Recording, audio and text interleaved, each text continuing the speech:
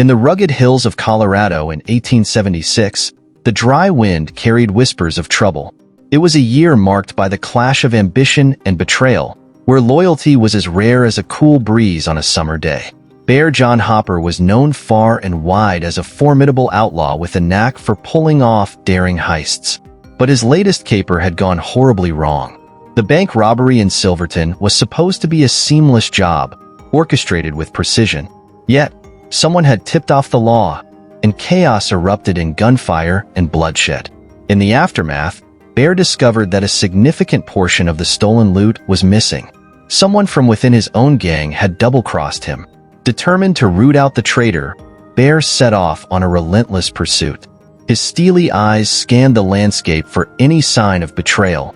It didn't take long for rumors to spread like wildfire in the small towns and saloons along the San Juan Mountains. Calhoun Nimick, once a trusted member of Bear's gang, had vanished with a pouch heavy with stolen gold coins. Meanwhile, Calhoun found himself seeking refuge at a remote ranch nestled in a quiet valley. The owner, Pandora Graham, was a woman hardened by years of solitude and the harsh realities of frontier life. She lived with her young daughter, Maisie, finding solace in the quiet routine of tending to their horses and growing what little crops the arid land would allow.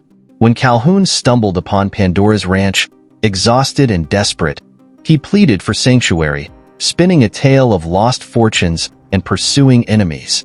Reluctantly, Pandora agreed to offer him shelter for a few days, sensing a kindred spirit in Calhoun's haunted eyes and the weight of his secrets. But the tranquility was short-lived. One fateful evening, as Pandora and Maisie sat around their modest dinner table, the distant echoes of hoofbeats thundered through the valley. A dust cloud rose on the horizon, heralding the arrival of Bear John and his gang of vengeful bandits. Pandora's heart raced as she recognized the danger approaching. She knew they were after Calhoun and whatever he had brought with him. With steely resolve born of necessity, Pandora took up her late husband's rifle, the only defense against the storm about to descend upon them. The outlaws descended upon the ranch like a plague of locusts, their leader Bear John barking orders and demanding retribution. But Pandora stood firm, her eyes blazing with determination as she faced down the men who threatened everything she held dear. In the tense standoff that followed, shots rang out like thunder in the canyon. The air was thick with the acrid smell of gun smoke and the cries of men caught in the merciless grip of fate.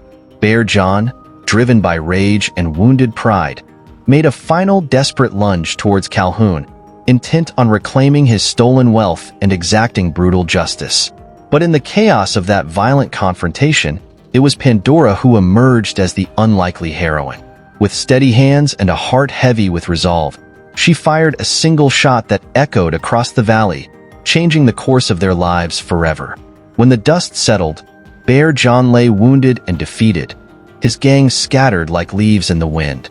Calhoun, guilt-ridden and weary, faced the consequences of his betrayal, and Pandora stood tall, her rifle still smoking in her hands, guarding the fragile sanctuary of her home and her daughter's future.